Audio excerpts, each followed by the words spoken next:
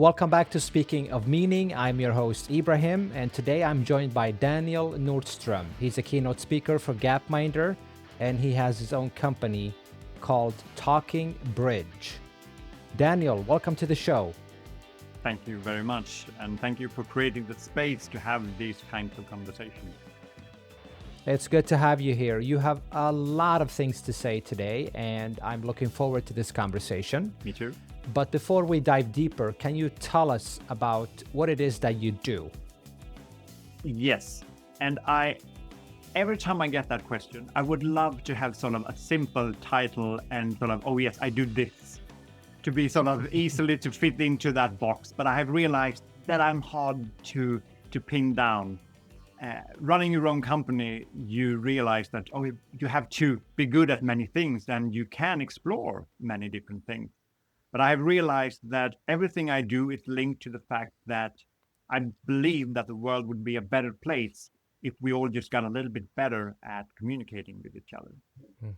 So that has been the main focus on sort of regardless of what I do. So if I'm teaching a class, then that's sort of the communication aspect of that is of course central. If I'm giving a presentation, again, communication. If I am a business advisor and help companies to find ways to present their ideas, then again, it's communication. So that's linked to everything I do in many, many ways. And that's why I named my company the Talking Bridge, to build bridges between people and organizations and ideas. Mm-hmm.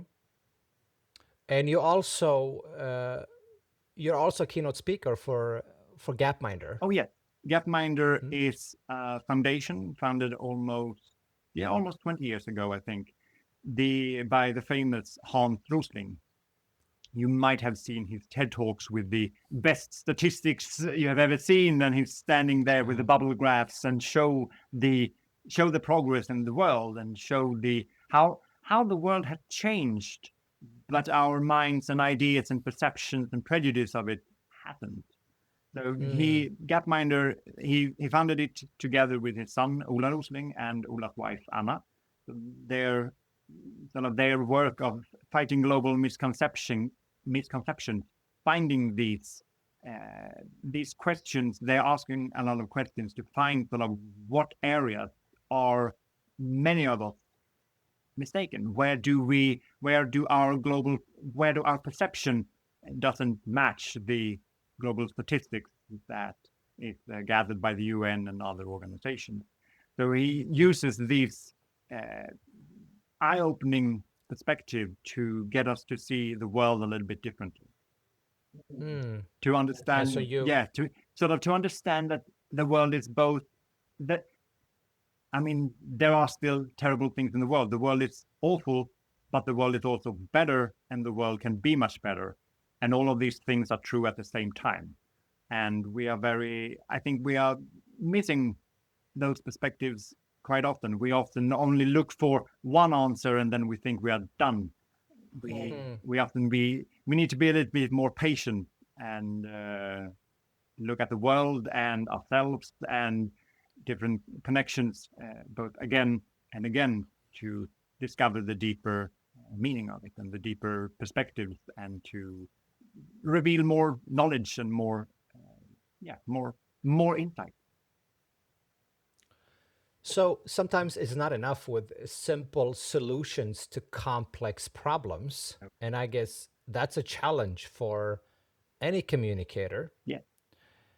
I remember when you told me one time, Ibrahim, a deeper understanding about people, the world, nature can change the world.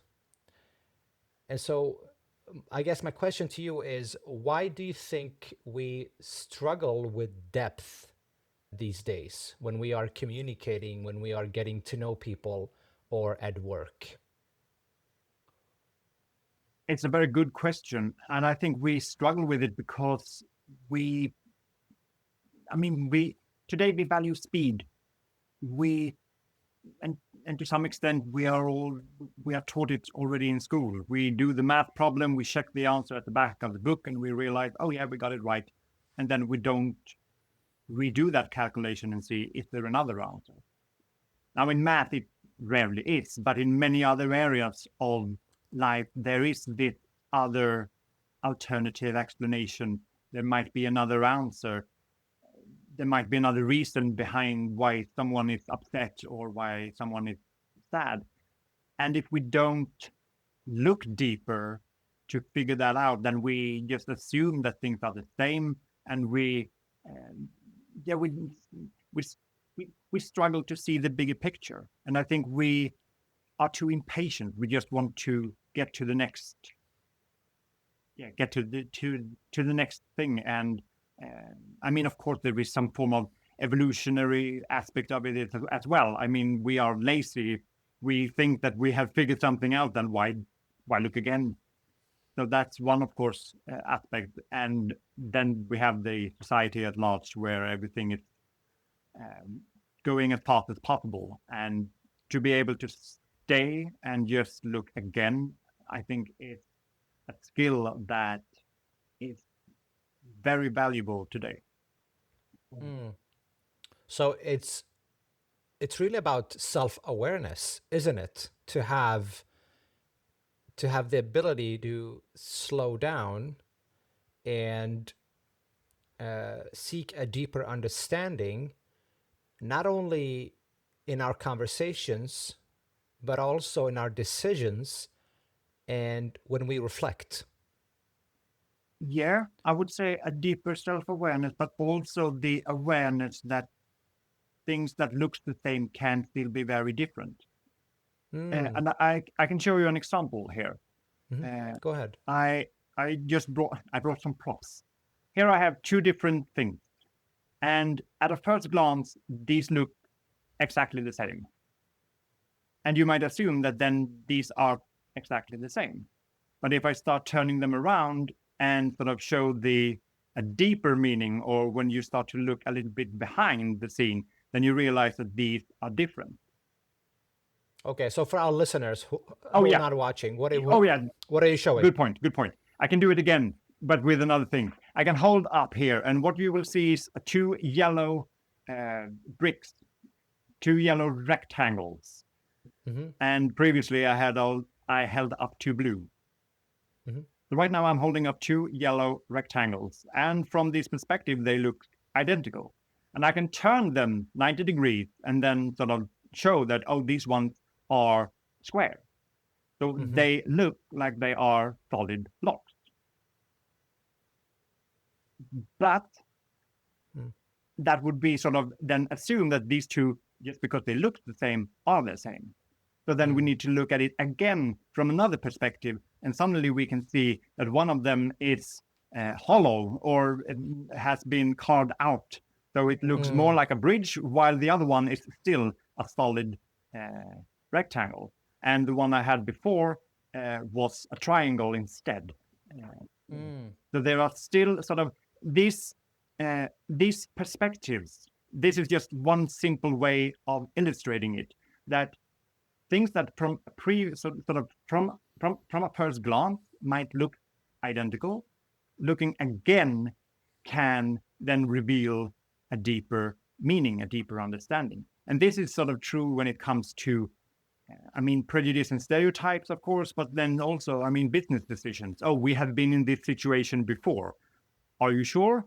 Or have something changed, or do we need to look at this again?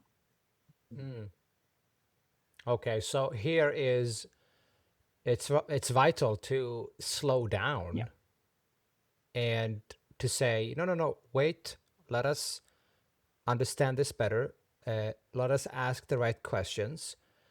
But to me, this also raises a thought, and that thought is you can't be afraid, you can't be stressed out if you want to reflect and understand something on a deeper level. No, it's really hard to be afraid. You need to be willing to explore, to be curious, and also to figure out when it's time to move on. I mean, I can take the example with the brick again. You sort of yes, we can go down and look at sort of the start to find, oh, are the corners exactly 90 degrees in every aspect of it, and we can zoom in and look at different details. But that also means, I wouldn't say slowing down too much, but that still, that suddenly we move into an area of over-analysis, of wallowing, of looking too deep. So there is also this balance of knowing not only to slow down to see more, but also to realize that I'm done, or sort of, oh, I have seen these things, and then you might sort of go back to it later on if you want to, but still sort of, especially when it comes to business and stuff like that, to realize that, oh, now we need to make a decision, we need to try something out, we need to test it. We cannot be stuck in an analyzing mindset, if that is the right word to use. But still, you cannot then be, as you said, you can't be afraid to look at it again and to be open to learn new stuff. Okay, so what I hear you say, Daniel, is you have to be able to slow down, take a deeper look, but at the same time, don't lose the bigger picture, the purpose. Yeah. Being able Because to if we, zoom in on details and then zoom out again and figure out, all right, what does all this mean? so stay track on your purpose. Don't lose sight of your purpose or the bigger picture. Yeah. All right, great. This is very interesting. So you also mentioned one time that you talked about interconnectedness, nature, people, meaning. You mentioned one time that understanding nature, understanding nature's interconnectedness changes how we see the world. I find that very fascinating that you include nature. And so, how did you arrive at this perspective? I would say that is something that evolved over time, at least it did in me. And it came, of course, I mean, studying physics, studying science, and being curious to understand the world we're living in and to understand the universe. I mean, when you learn that the atoms in your body were once in a dying star, you start to see connections there. I mean, connections between you and the universe. And I know how that sounds. But I mean, it's still also, that is true for everything on this planet. Sort of, we are stardust or nuclear waste, if you want to use that term, depending on sort of your half full, half empty glass kind of person. But still, the more you learn about the planet we are living on, the harder it is, I find, to be angry. It's harder to judge people. It's harder to, I mean, you can zoom in and think that one problem you have in your everyday life might be, oh, I'm losing my mind over this, whatever this might be. It's just some problems with the computer, or the car isn't working, or whatever it might be. Again, zoom out. And I think the famous picture taken from Voyager is just sort of the tiny blue dot where everything is, and in the grand scheme of things, this doesn't matter. So the more you see the level of connections and how everything has evolved, I mean, I can't not be awed by that amazing, I mean, the fact that we are alive and sitting here having this conversation. I mean, when you start to think about that and looking into that, it's hard not to be affected by it. And of course, it will have an impact in how you see yourself, how you see others, and how you see the world. Do you like to be out in nature and go for a walk or exercise as well? Go for a walk, yes. Sadly, not exercising as much as I wanted to, but but yes, being out, nature is a very good healer and a very good place to just be yourself. And it's very easy to forget and be not as self-critical was the word I was looking for. It's, I mean, not judging yourself too harshly, and just seeing the beauty in the uh, poetic thing in nature. I know how this sounds, but still, sort of, I love being out in nature. Yeah, I mean the same here. Usually when I find it very difficult to be angry, depressed when I'm taking a walk in nature. And so, for instance, the idea behind this podcast, I I talked a lot with my son. He inspired me a lot. And also, when I walk in nature, I think about I'm going to think about this conversation. I think about upcoming conversations, questions to ask, topics. I was even brainstorming ideas for the name for this podcast. And so for me, nature is very Yeah, important. And I agree with you that we're all connected in one shape or form or way. yeah. And so the interesting thing is that you bring it also into communication, which I find it very fascinating. The things we talk about here, sort of being out in nature, being able to heal and being able to enjoy it, being able to be creative and all of that. I mean, there is some form of communication going on, not with words, and I'm not talking about the woo-woo energy or something like that. I mean, we're talking here about the fact that there is something influencing how you think and how you slow down. And of course, there is the I mean, the biology and everything in it. And I that sort of level of communication, I think, happens all the time. We communicate a lot, even if we don't speak. So the emotion that we have when we are out in nature, the emotions when we uh, look at distant galaxies and we might have the sensation that we are looking ourselves in the mirror, all of these things are a form of, at least to me, communication. That we get some form of information, we get another image, we take something in that we can process and then put out into the world, as you with this podcast. Mm. And so is this why you believe that when you see how everything is connected, it changes you as a human being? Yeah, I I think so. It's the again the ability to listen, to be present, to be curious, to be open, to be able to sit in nature and to see that you are a part of it. Mm. So fully embracing, I guess, being present, presence and awareness. Yeah.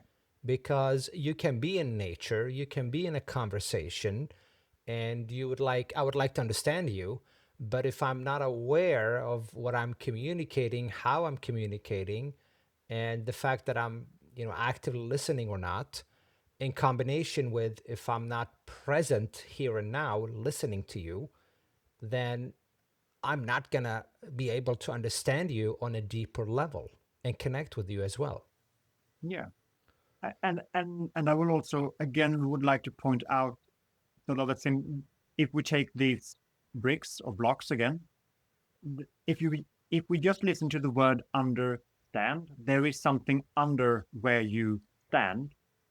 And in order to look deeper, you have to look under sort of what sort of foundation has this sort of where do someone stand? I mean, I can understand your stories about nature. I can understand why you started this podcast, partly because I can look deeper and see where you stand, and also because I can recognize those aspects in myself. Because I enjoy also some, I mean, communication and nature, and so we can share a form of the same understanding. We have the same platform that we can stand upon. Can I also look deeper within myself and my own platform? You, Because I guess it can also be scary. oh, definitely. because perhaps I think I am in one way, shape, or form, and perhaps I believe I'm a certain leader with certain qualities, and then all of a sudden I have to look in the mirror and look beneath myself and dig deeper, and maybe I won't like what I find. Yeah, but then again, do you rather would you rather see that image, or would you rather, I wouldn't say living in a lie because that's too harsh of a word, but sort of there are probably things inside all of us that we haven't explored yet. Mm, And when you ask me sort of, oh, tell me about yourself, present I present one side of it, of course. And we all know that there is a lot of sort of a more to a person than just that mm, short introduction, or that uh, filter on Instagram, or profile picture on sort of the stories on LinkedIn, or whatever it might be. We know that there is more to it. And then, of course, I know that I have more layers, and I'm discovering things about myself because I grow up. I mm, move through time. And when I move mm, through time, I suddenly see the same thing from a different perspective, which might reveal other stuff. Suddenly you might mm, learn that, oh, I shouldn't have said, why did I say that 10 years ago? How, mm, what was I thinking? And that part in you has probably been there all the time. And then suddenly now you are aware of it. And then you can start mm, to change it. mm. And because this is a very good point, I think it's because you have the courage to look within. Because sometimes, if you're not ready for it, then maybe it's scary to look within because you're afraid of the answer. Yes, that might, yes. You are, yes, but are you, if you are afraid of the answer, then you might already have a hint of what it is. Hmm. True. Because True. if you don't know the answer, then you're curious. At Hmm. least from my point of view. If I'm afraid of looking into something, then that means that it's probably something that I definitely need to work on. Hmm. Hmm. So don't run away from it. This is Yes. this is profound, profound Yeah, stuff. I think I have been running away from fears, and they have a tendency to sort of catch up with you later on. So yeah, They don't go no, they away. don't. They don't. So have the curiosity, but also the Yeah, courage to look deeper. yeah. Let's say a leader is listening right now, or any professional. I mean, how can understanding the bigger picture, nature, the systems, humanity, make us better leaders or better professionals? That wasn't a small question. That was a big That's one. a big That question. was a big one. I mean it. I would say that we can we can break this down. We have to look at this, of course, from many perspectives, Mm, and as always. But I think that the world we're living in is changing dramatically in many ways. And when, let's say, I mean, if you are playing a board game and you can be extremely good at Monopoly, I don't know. But if we change the board, and instead sort of we have a chess board, or another, suddenly from another board game, it doesn't matter how good you are in the previous strategy, you need to develop something new in order to be able to play on this new setup. So when the world is changing,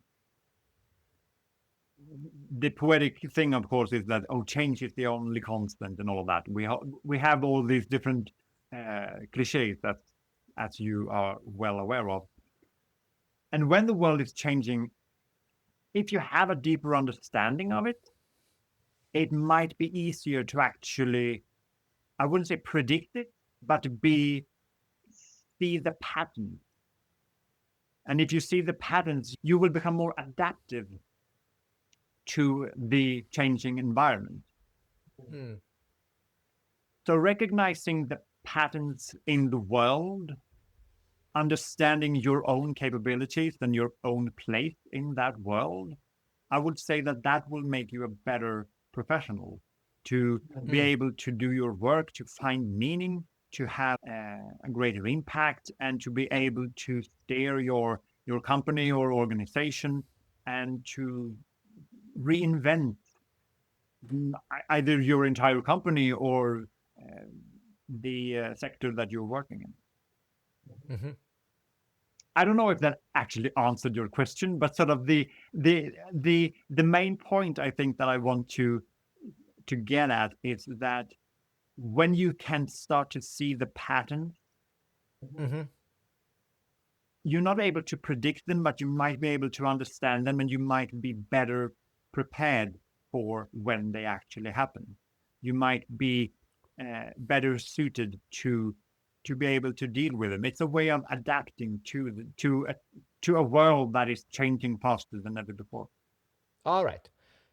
So, Daniel, you've talked about seeing patterns and slowing down. And I guess my question is, what helps us slow down in order to discover the things we have in common with other people?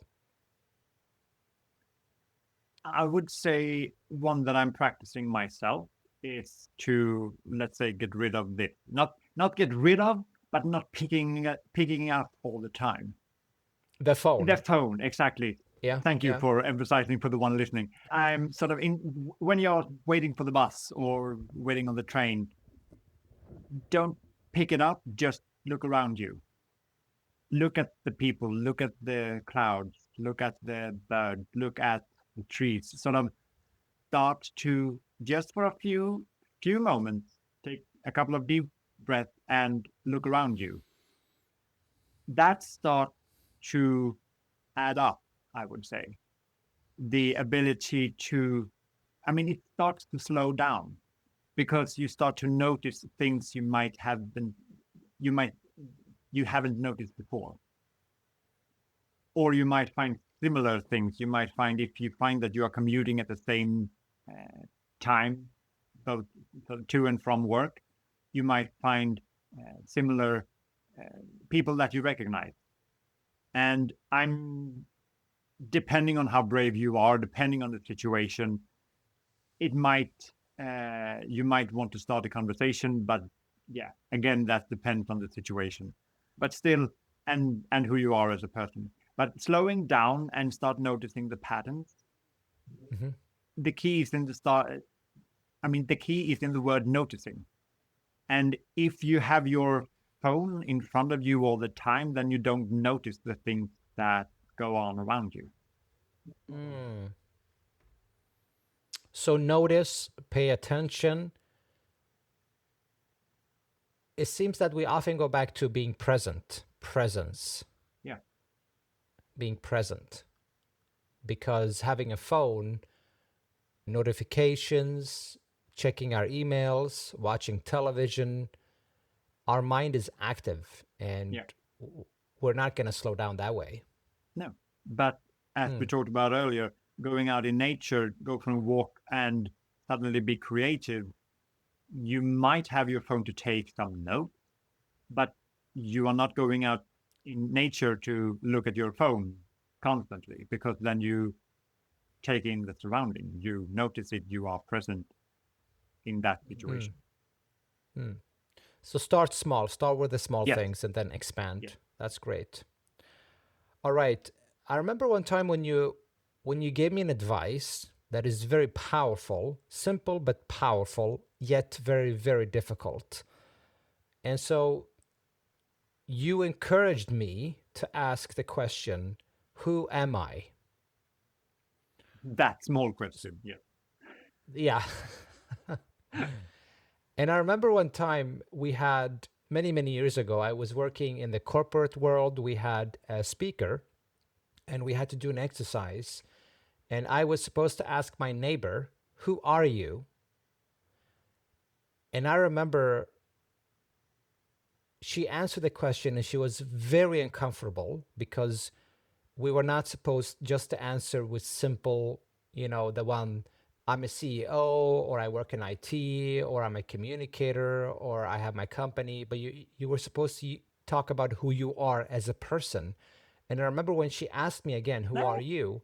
Yeah. That was difficult. Was it That was difficult? very difficult to answer. Was it difficult to answer? Yeah. Without using titles or where you come from, where you're born, and so forth. Why do you think it's important that we ask this question?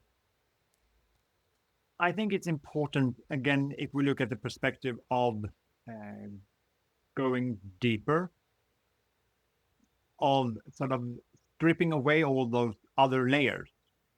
All right, if we don't use titles, if we don't use where we are born, if we don't use age, if we don't use sort of siblings or parents or roles in society or level of education or whatever it might be, if we remove all of that, what's left? And that might be sort of the core or the actual foundation that you build your entire life on. Mm.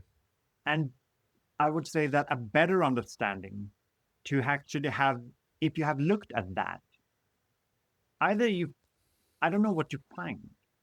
That's that's the funny thing, because that's, again, it's that treasure box. Then sort of the ever-ending package. We just remove one layer after another, and then sort of, all right, what's in the middle? And I can't answer that.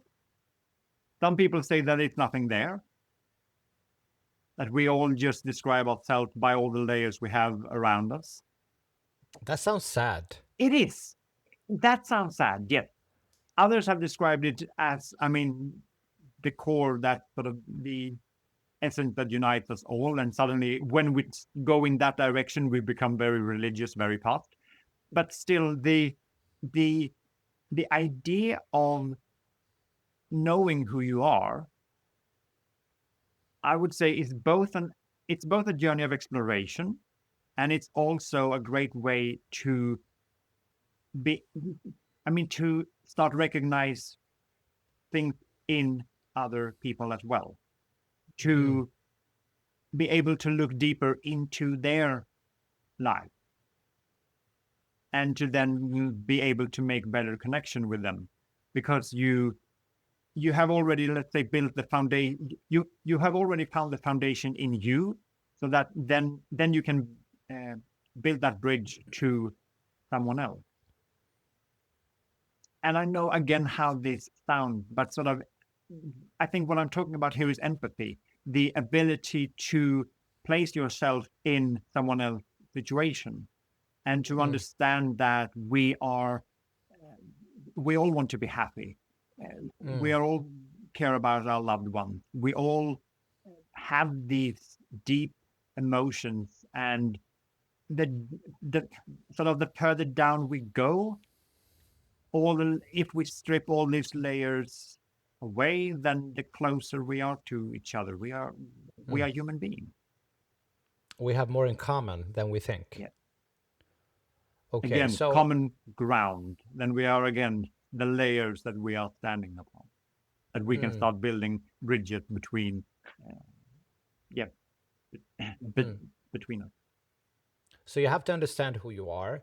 And so my question is, how does understanding yourself, how can that help us change how we communicate with others? Is it uh, where empathy comes in? I well, I think, of course, empathy has a crucial part in it, and I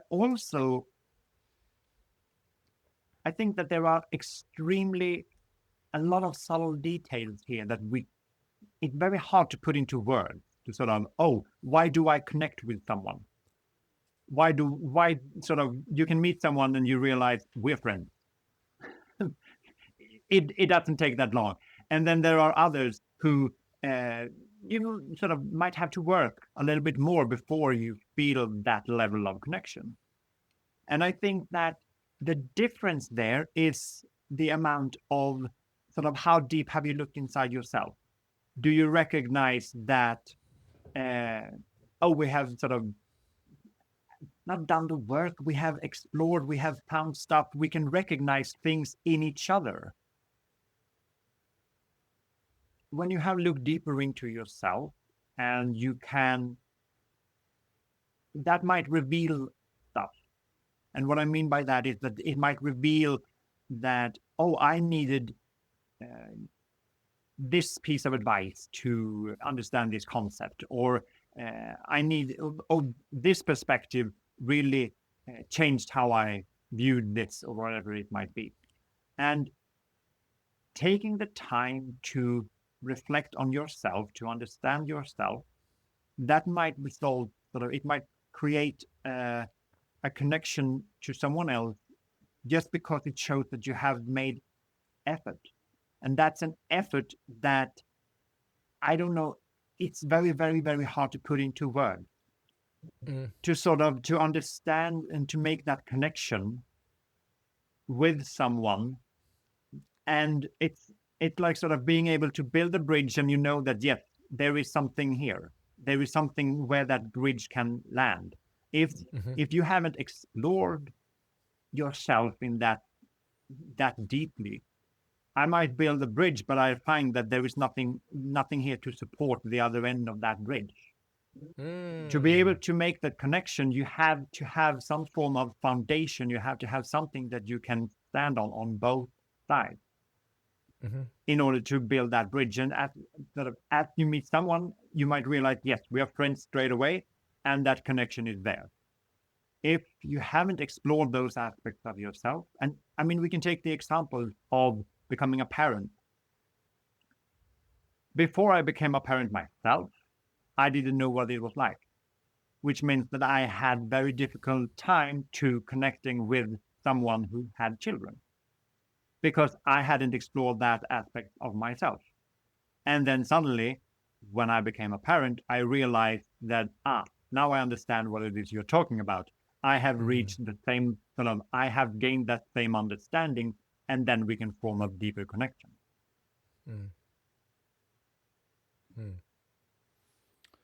Great. Well, thank you for that, Daniel. And it starts with understanding yourself more. Now, if we move on, Daniel, I know you think and you believe, and you've said it before as well, that everything you do communicates something. Everything you do communicates something. It is a powerful statement. And so my question to you is, when did you realize this, and how has this changed how you show up in this world? I started to realize it when I started running my own company, because I realized that every email that I send out, I represent myself. I represent my company. I build a brand, if you want to use that word. And that is quite obvious to people, that you want to be nice in email. But then if I get a reply and I don't follow up, that also communicates something. It communicates something if I wait a week before I reply. It communicates something if I reply in 3 minutes. Everything you do communicates something, not only sort of the actual words in the email, but everything surrounding it. Sending a question to someone at 4 p.m. on a Friday afternoon might communicate that you don't do I respect your time? Do I expect you to deal with this before the weekend? All of these different subtleties.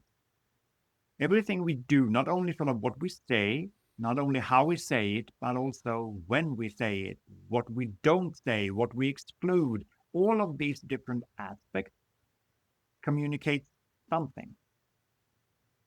And I would say that it has changed me And right now I'm more open and more curious to explore it. Because when I Mm, first realized it, I was like, but I mean, there are so many times I can do wrong or sort of make a mistake. Or what would people think about this? Or what can I do about that? All of those things was overwhelming at first, but being able to, again, be aware of it, be present of it, mm, be open, be curious, and then you can start to choose how you want to communicate.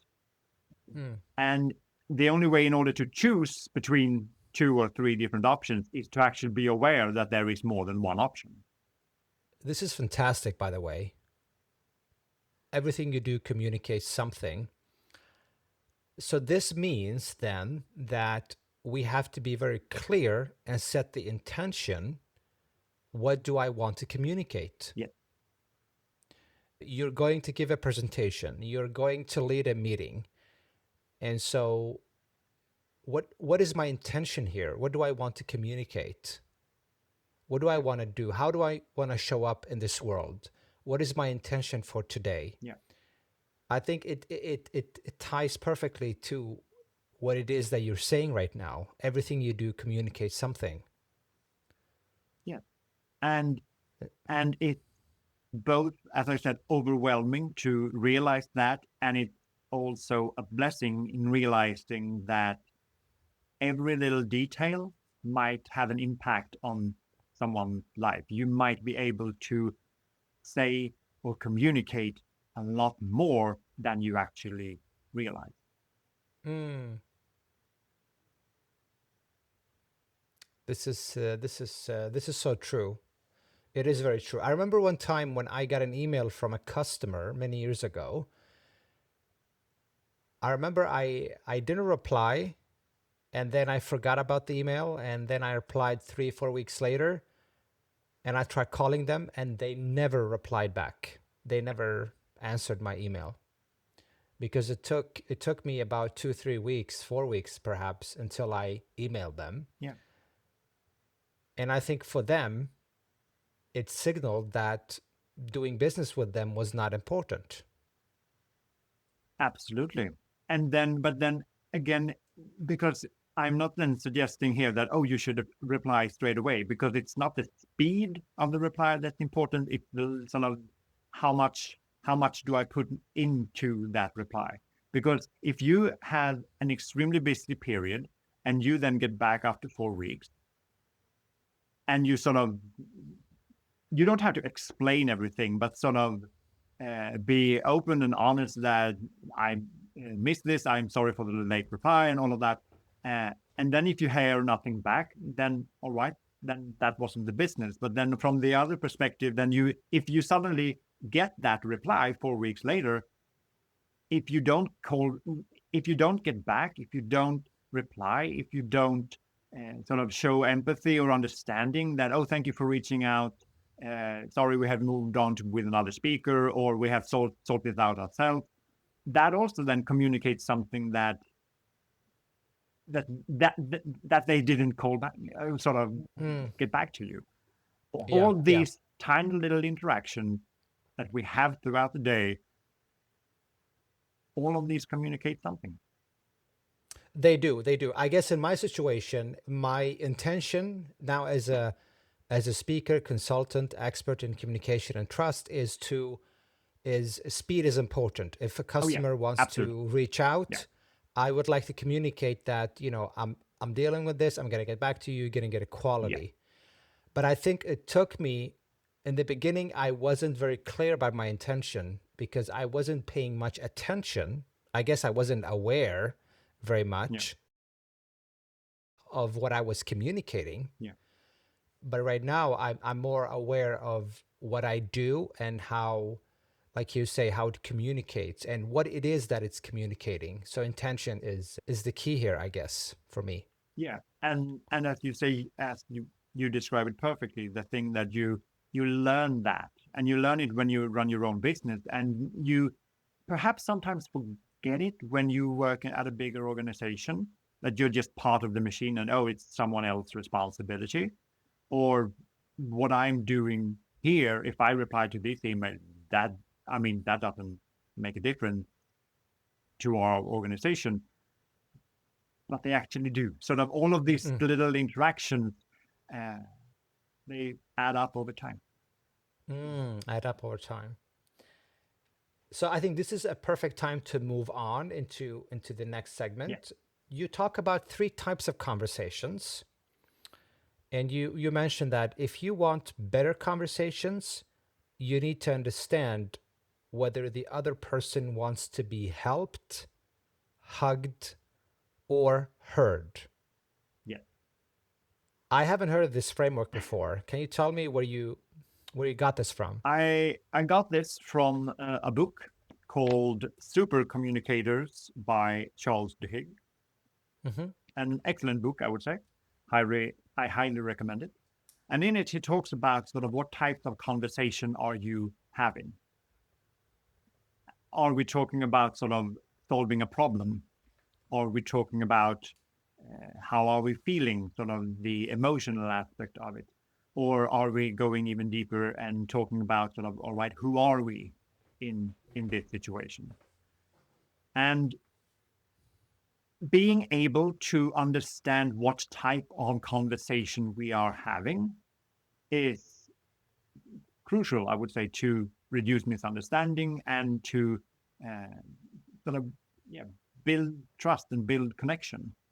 And I mean, just as an example, if you get home from work and you have to sort of you have that colleague that you just want to, I have to tell you what he did today, and you just want to you just want to get it out.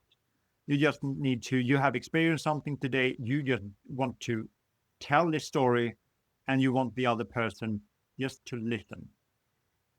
But if your partner then suddenly start, if that's just a big problem, well, do this and do that, and why haven't you tried this?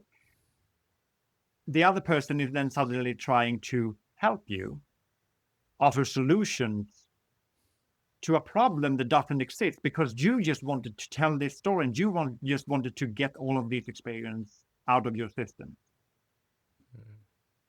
And you are having different types of conversation. You are not at the same place. And if you're not in the same place, it's hard to build that bridge, because then again, you are on one place, but there is nothing on the other end. And that Charles argues in that book that that's something that we have to learn to understand, what kind of conversation are we actually having. And one framework then that he mentioned, then that also sort of different, I think teachers in some schools have been guided to, if a student comes to them to actually sort of figure the easiest way to figure out what kind of conversation are we having is to ask, do you want me to help you? Do you want me to hug you? Or do you want me just to listen to you? Do you want to be heard? So if you don't know what kind of conversation you're having, ask, and just sort of be again present, and trying to find the intention. And that can be in different meetings. If we are discussing sort of, all right, who are we as a company, then that's a deeper conversation that might not involve sort of practical solutions to some features on the website or whatever it might be. Those are different types of conversation. Okay. So what's the difference between helping, hearing, and hugging? Well, the difference, I think, is well, to make sure that you are at the same place, to be aware that you offer solutions. Can you find sort of, is this a problem that you want me to solve? Or is that sort of the discussion we are having? So that's helping, right? Yes, that's helping. Exactly. Okay. So offering advice. Offering advice, being in a practical setting, sort of that, getting down to business. How do we sort this out? How do we sort of fix this problem? How do we structure this project in sort of both in brainstorming mode, sort of trying to solve a problem, figuring stuff out, and helping each other, offering advice, offering input and stuff like that. In another situation, it might be then more, let's say, emotional. It might be more, I experienced this. I'm feeling very sad right now. It's a lot of work. It's more the emotional aspect of it. To how much can you handle? It's not being overwhelmed, or and sort of struggling at home, or all of these different aspects of of of your life, all the different emotions. And in that case, it's more like sort of, I'm here for you. It's uh, it's the sort of just listening and absorbing, and maybe ask a follow-up question to, all right, how do you feel about that? Not be the psychologist, but sort of be the good friend to offer a lending ear when someone just needs to talk about their emotion, how they're feeling, Okay, and where. So be heard. Yeah, be heard. That's Be the heard. second one. And then And then we have hugged. and I realize now that I might actually sort of have the last one that I discovered might be might actually be the hugged one, sort of to be there and to embrace and to uh, just be that friend. Because be heard can also be the uh, sort of, who are we? And that might be the all right, I'm talking to someone who, let's say, we have different opinions in politics, or in a political question, Mm. or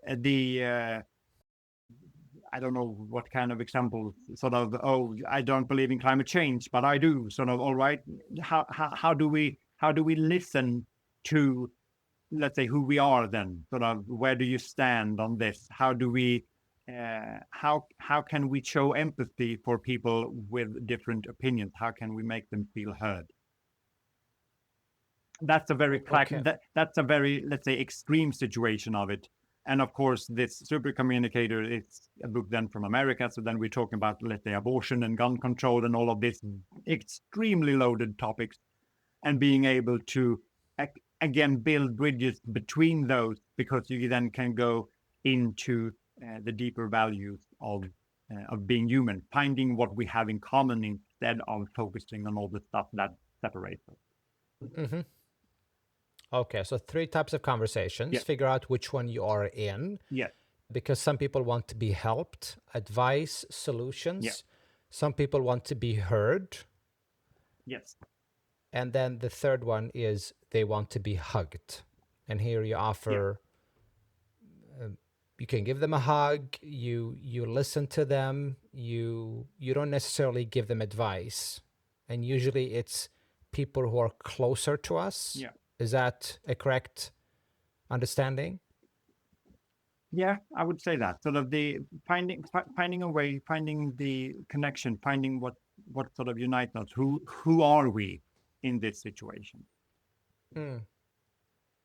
And I guess super communicators, like you said, they can identify which conversation they're in and hence offer the right response.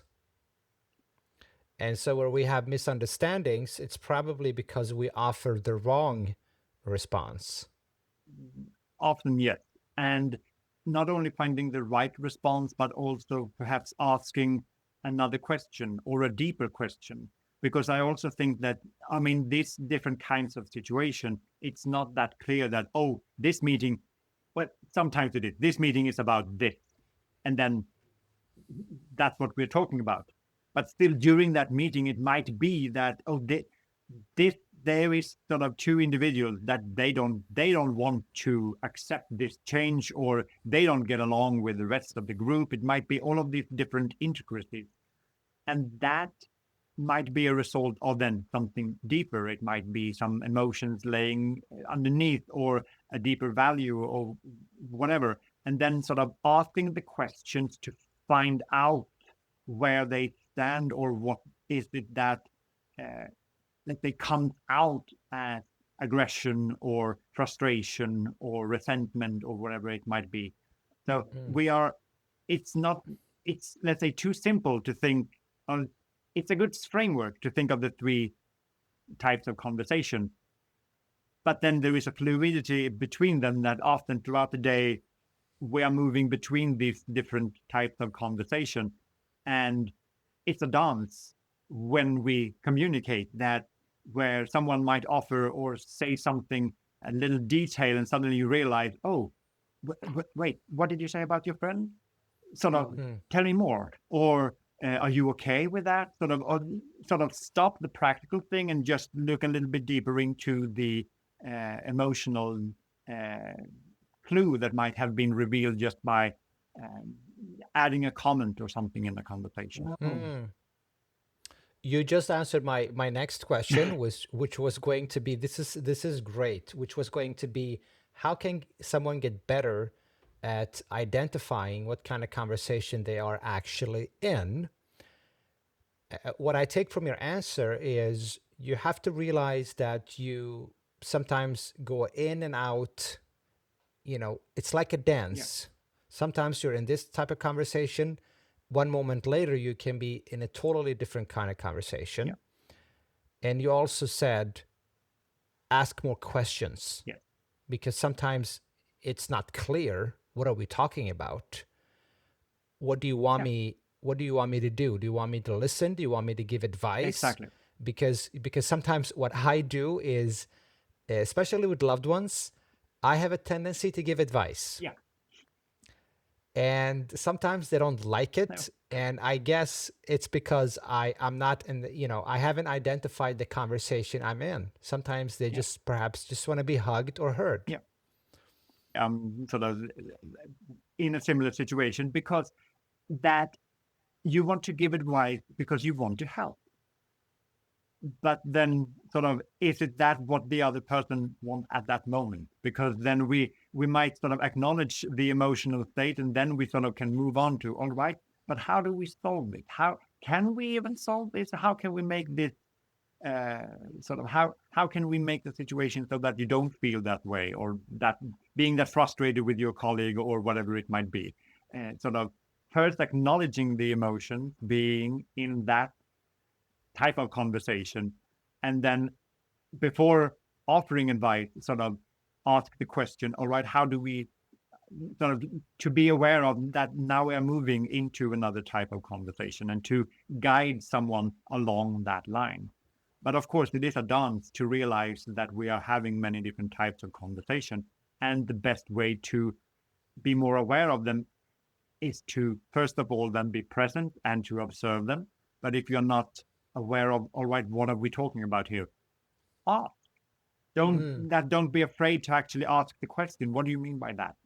Or why are you saying that? Or can you dive a little bit deeper in there? Or what do you want me to do with that piece of information? What do you, all of these different things, to always be, to don't be afraid to ask the stupid question, which is actually then quite clever, of course, because you realize that you will gain more insight. You will find the motivation why someone thinks or do or feel the way they do. I also think the best communicators, if they are not sure, just like you said before, asking questions, if they're not sure about, if they're going to give you advice, they simply say, is it okay if I give you advice? Would you like to hear my perspective?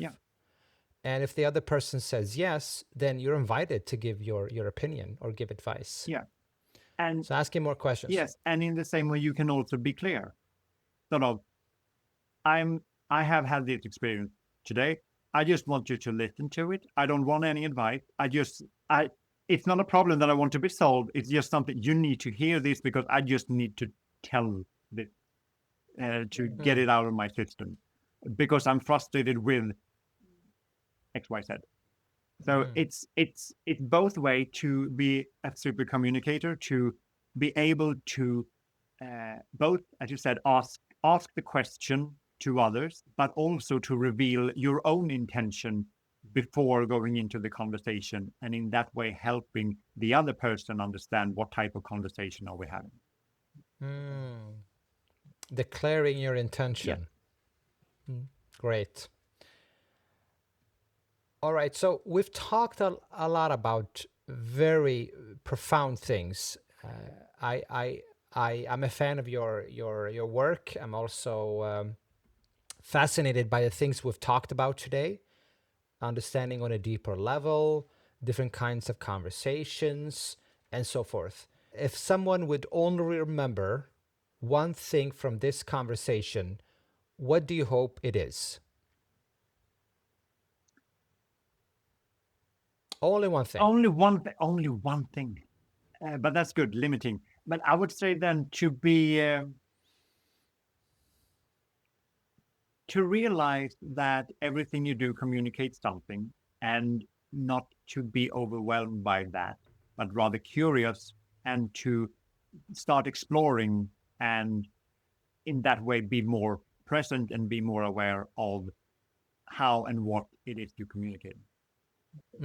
Everything you do communicates something. Yeah, So set your intention. What do you want to communicate? yeah, because that's a choice, and That's a choice. that is a choice, and communication is something that you can be aware of. It's something that you can practice. It's something that you can set your intention to. What is it that I want to communicate? What is it that I want other people to feel? And then practice that. It's not something that we learn to speak when we are young children and then we don't develop that over the years. I mean, we change all the time. And so does our way of communicating.